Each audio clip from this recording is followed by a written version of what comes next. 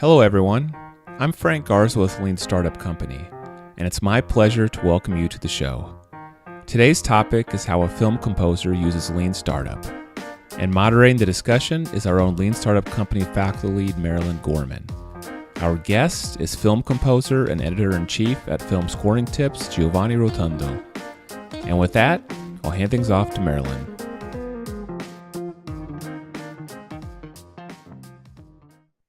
Well, Giovanni Rotondo, thank you so much for joining me today for this webcast. I'm so interested to hear your story and hear more about your background and application of Lean Startup. You are the first musician that I've interviewed for this series. I've spoken to people who work in film and education and nonprofits, but I don't believe I've had a chance to speak to somebody who's got the kind of experience that you have in music and film scoring. So I think because applying Lean Startup in this way may be a little bit unusual for some of our listeners, can you talk a little bit about the work that you do and some of the success that you've had? Sure. First of all, let me thank you for inviting me to this screencast. I'm very happy to participate. Yes, I am a composer and I work mainly on film and TV. So I provide music for visual. And the process is pretty straightforward. You get the product to score, so either the movie, the TV episode, and after talking with the director, you come up with ideas and try to realize his or her vision musically. I'm not the right person to ask about my success because I'm very self-critical, but I'm gonna say I've been lucky to work on important TV productions in Italy. I worked with the main network for primetime shows and documentaries, and then I've done a few feature films all around the world, really, because I've done one in Italy, one in New Zealand, one in Canada recently, and I've worked for feature films in the UK. Yeah, and this is one side of my work. The other sides are projects done not for visuals, like musical albums, or I even composed a symphony a few years ago. And yes, I don't know if this answered your question. No, I think it's given us a good, some broad strokes about your background. And as you talk to, my mind can't help go to some of our Lean Startup concepts. One of the most important being understanding who your customer is.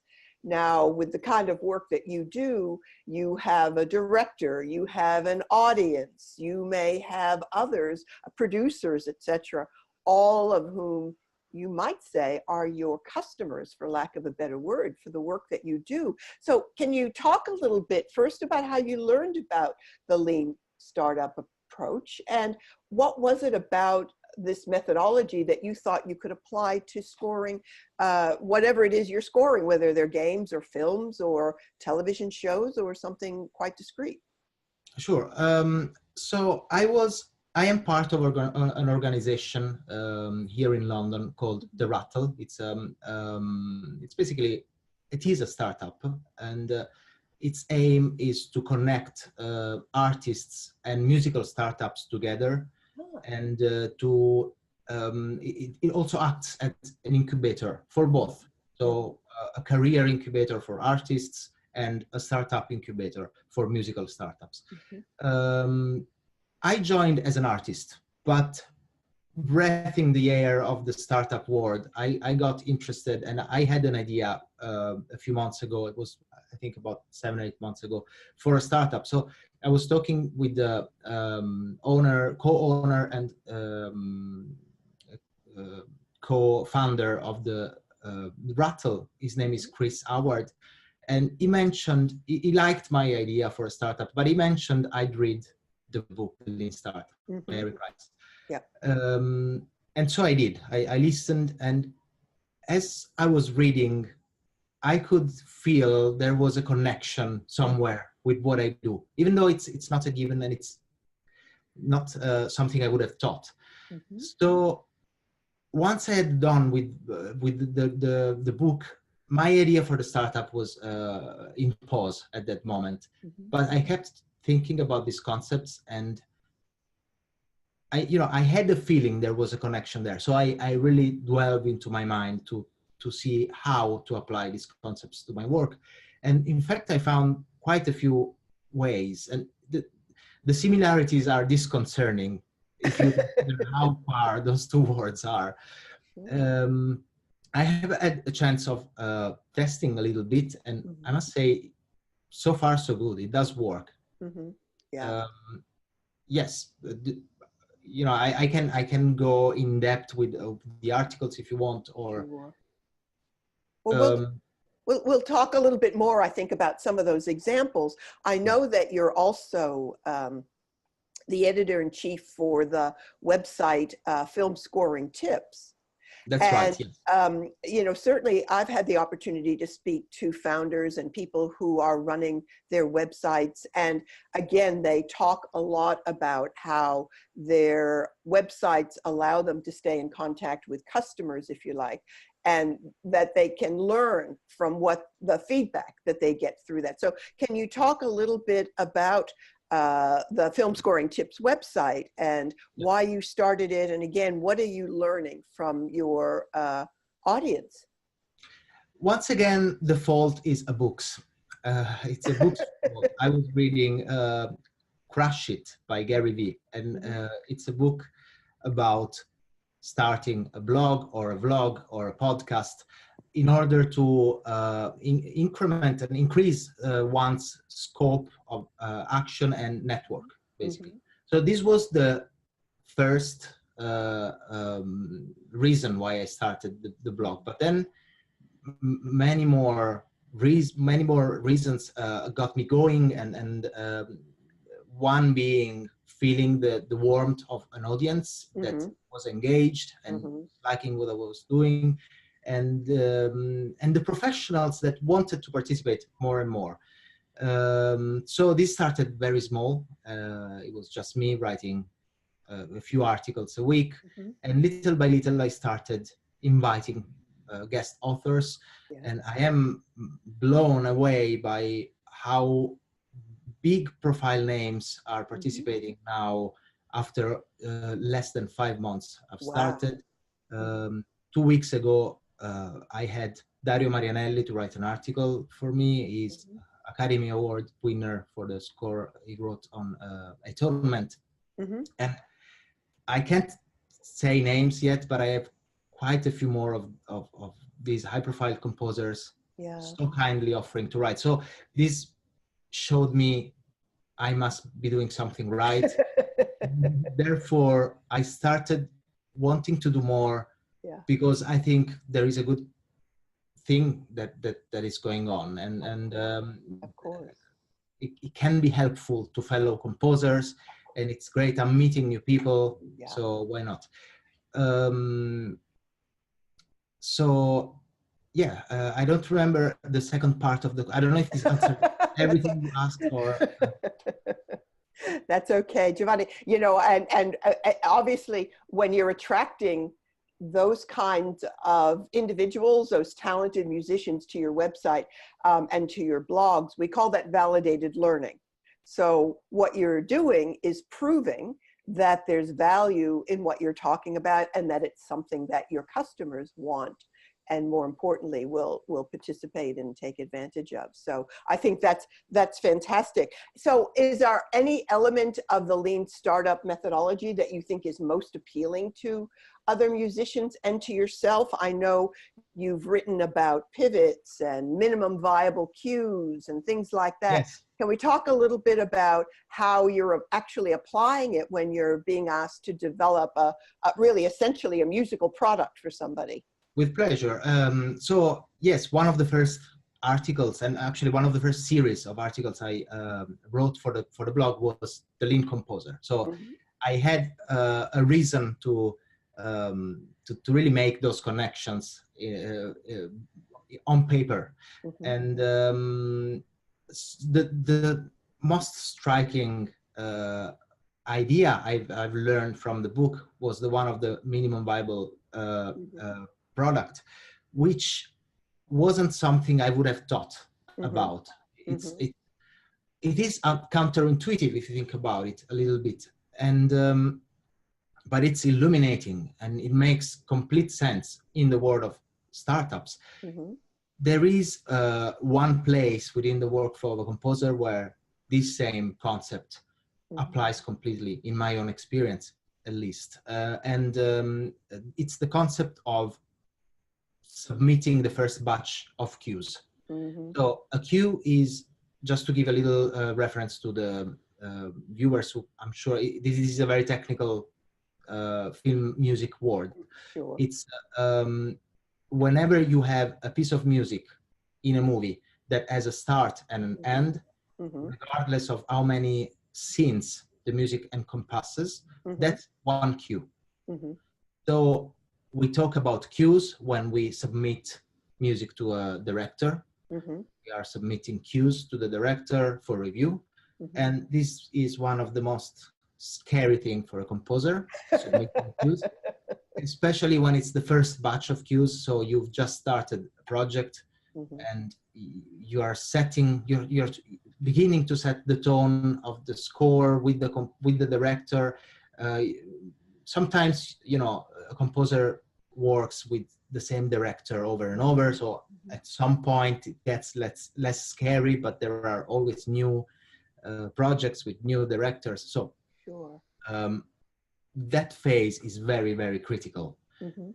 A successful first batch of cues can mean a successful overall writing experience, Mhm. restless, enjoyable, whereas the opposite applies. Of course. So having a problematic first batch of cues can be a disaster in a way. So the idea was, how can I make this phase more efficient applying the lean startup concept?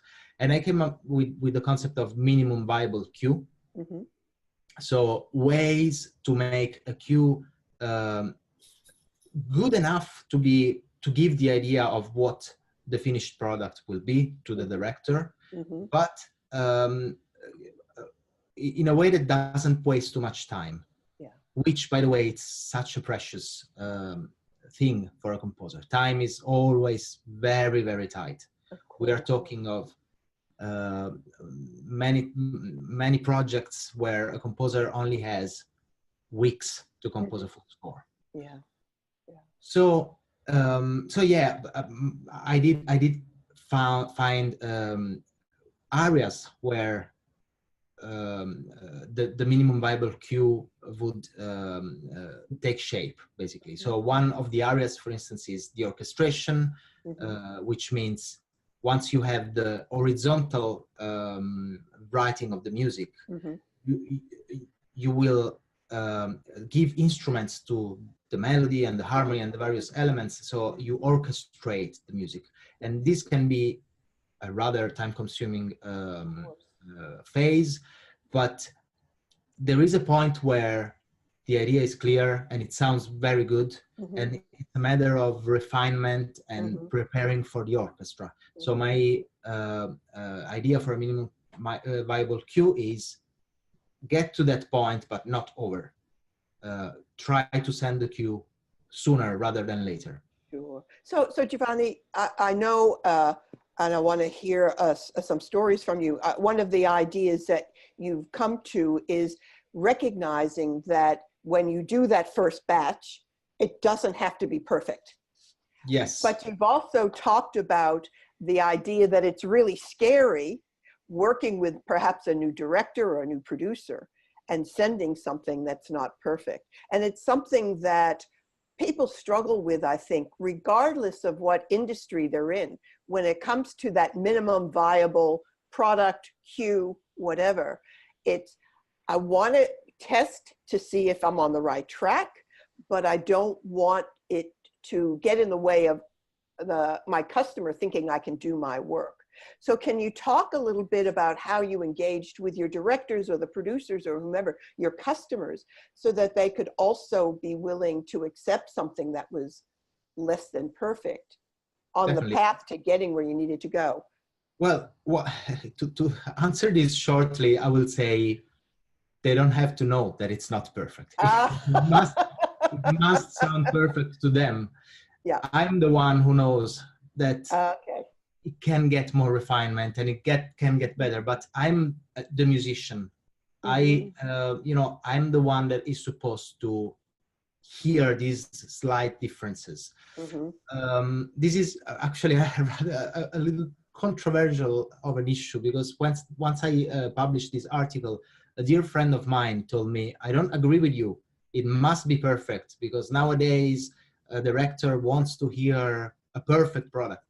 So yes, the truth is it must sound perfect. It must sound very, very, very close to what it will be at the end. But following these areas that I outlined, you can do that without wasting too much time. So you can, in a way, save those phases for a later moment and potentially save plenty of time, because what if the full first batch of queue is rejected? Then it's the same. It's exactly the same thing as a minimum viable product. Exactly. Yeah. So yeah,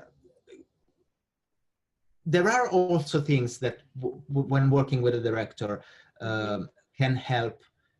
This is a phase of experimentation as well. So directors do know that. And when I did talk of small batches, I did think of a, sorry, actually, no, it's not in the small batches article. I was thinking of more topics to touch around the startup. And one would be the A/B testing. Yes. And this is one example where I think it shows how the concept can be even more helpful for this phase that you are describing.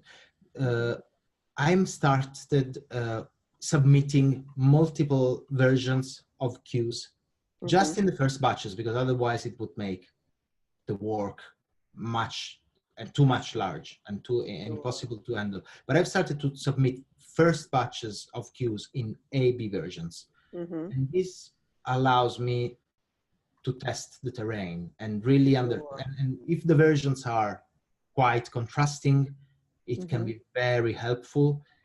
I've also found there's a psychological component to this, because when a director has two options, he or her is brought to not think, is it good or is it not good?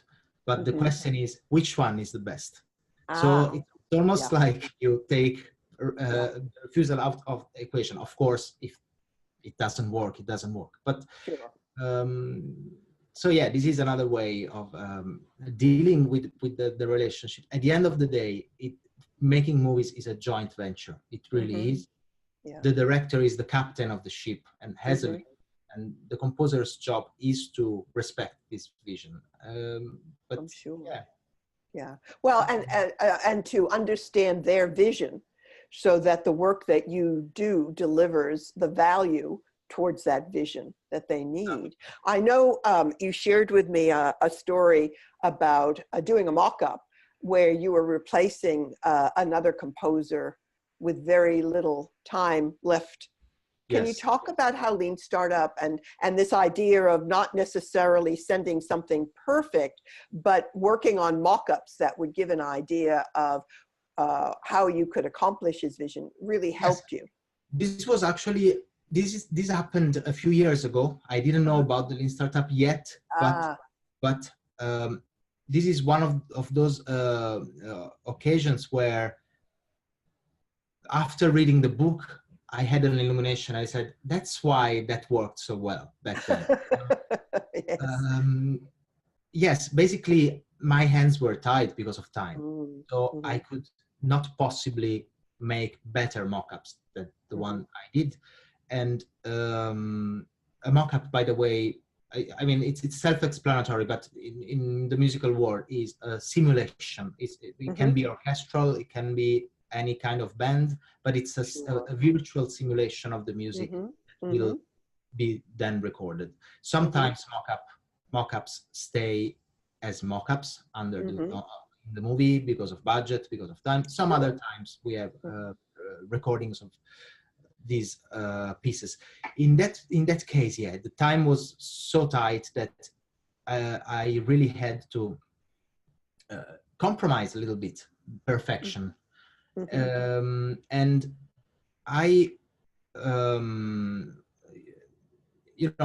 I was a young composer with a first time big shot at a big TV movie. So the director was rather nervous, and he wanted to hear what I was doing, especially because the orchestra was already booked. Even before I entered the project, they had a date. Yeah. So I can understand he was nervous and he wanted to hear mock-ups. I had to find a compromise between the perfection of the mock-up and the delivering it day by day, sending new music every day. And I think it worked great. Once again, I'm not sure he did notice that the sound of the mock-up was anything less than very high level. I did notice, but I bit my tongue and being self-critical is a little bit of a curse in these situations. Of course. But it's good to find what's the point of sounding quote unquote good enough. Yeah. Well, and so I know there are other elements of the lean startup approach that you also try to bring to your work. For example, leap of faith assumptions, the assumptions you start off to make about what it is the director wants, or how do you measure whether you're accomplishing what the director wants you to accomplish? What metrics do you use? That's actually a very good question. This is one of the areas I haven't written yet about, but I'd like to, and I am exploring it. But I feel I need more research because it can vary greatly, and there is a lot of vanity metric going on. I'm sure. Where a director, because at the end, a director has to, when a cue is not right, a director has to tell a composer, I don't like your music.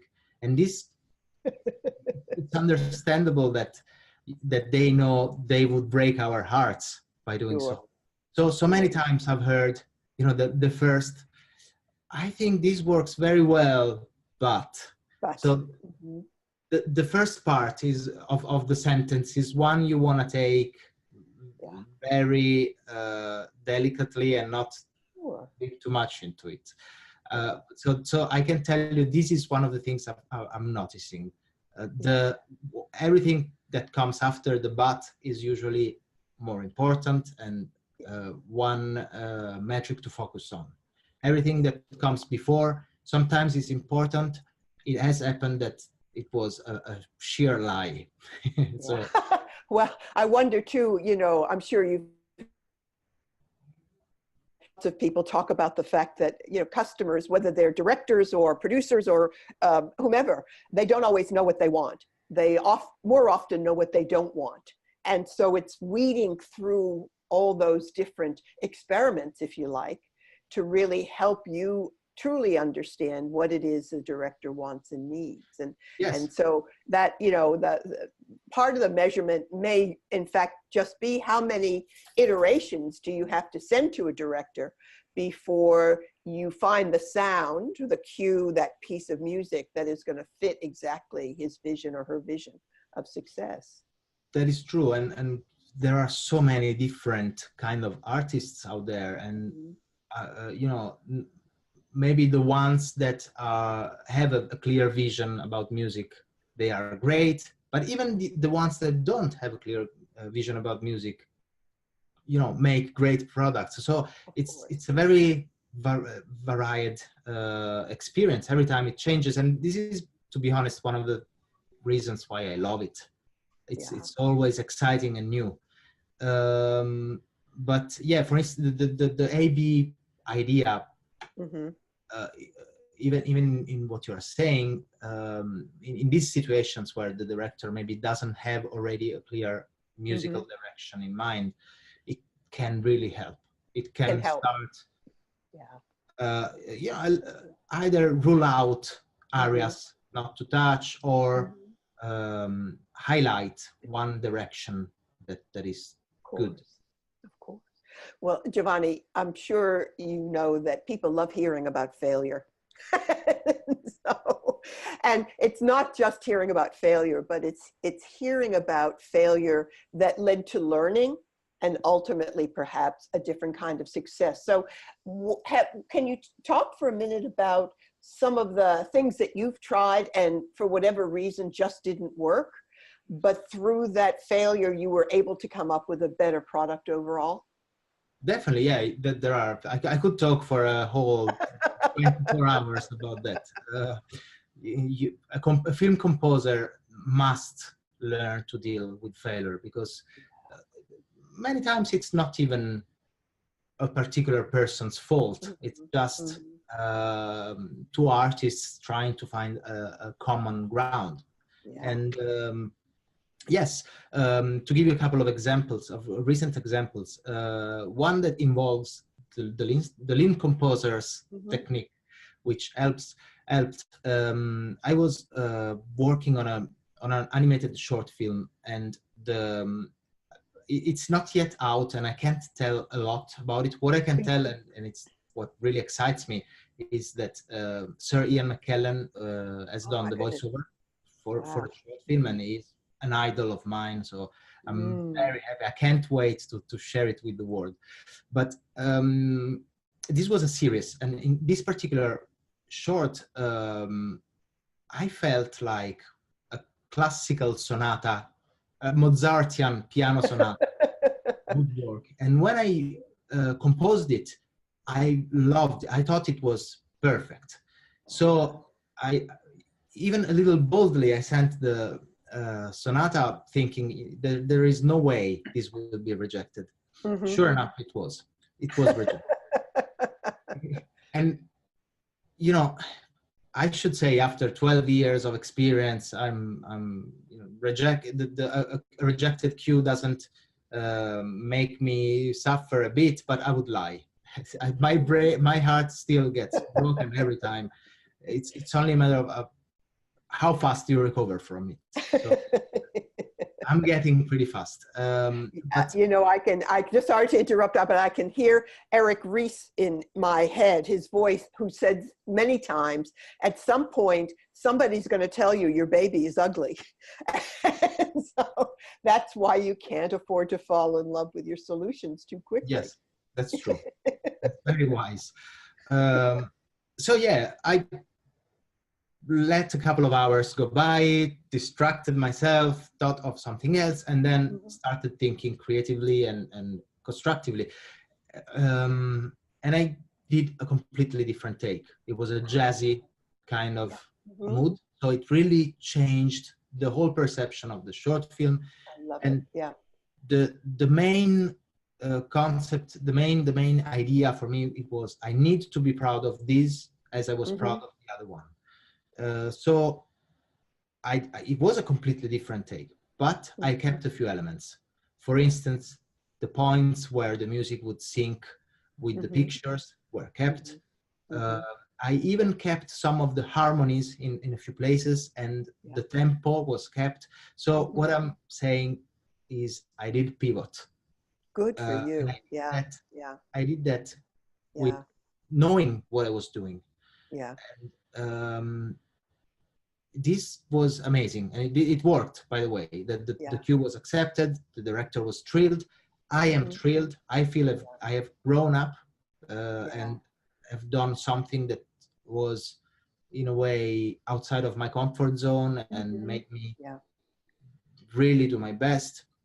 So the concept of being able to pivot a cue, it makes me feel like I have superpowers now.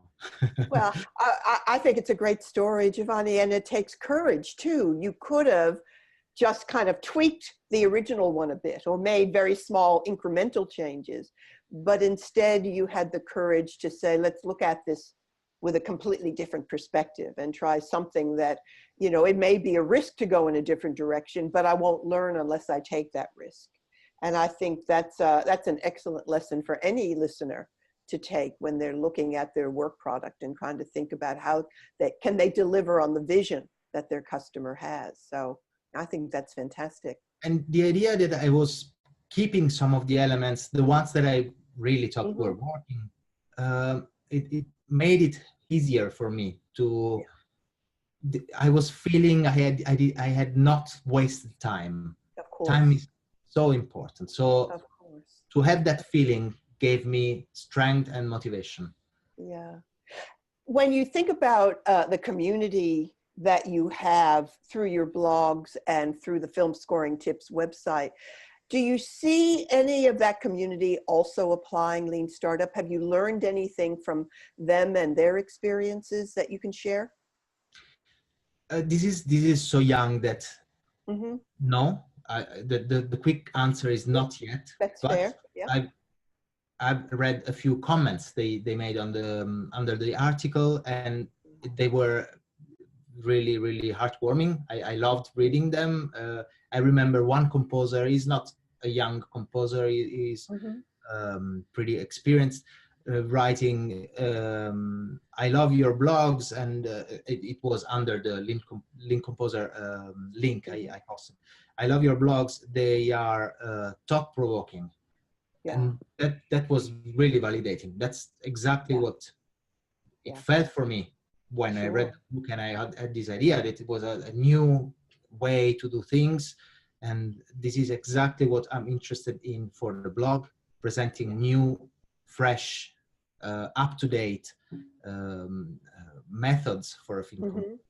So I guess, you know, I'm sure I will at some point hear stories of how these techniques have been applied. I hope I will, at least. Yeah, well, I think the fact, as you've said, that your article was thought-provoking, that's where it starts, where people are willing to consider, is there a different way of doing this? Is there a better way? What am I willing to try?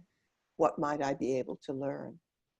Definitely. So, Giovanni, can I ask you then, as we come to a close, what might be some words of encouragement that you could offer to not only other musicians, but just individuals in general in terms of being willing to consider taking Lean Startup and applying it to whatever work it is that you're doing? Yes. For me, the best part of applying, of adopting this new set of, let's call them rules, because in a way it's what they are. It's the fact that it takes stress out of the experience, and the more you have fun doing it, the better a job you do. So less stress means it is equal to better quality of output. And also the fact that it saves time. It's all it all comes together. Saving time saves you from being stressed. It gives you more time to experiment with different solutions and do things you might not have done. And so I highly recommend at least implementing some of them, the ones that feel more in line with one's workflow.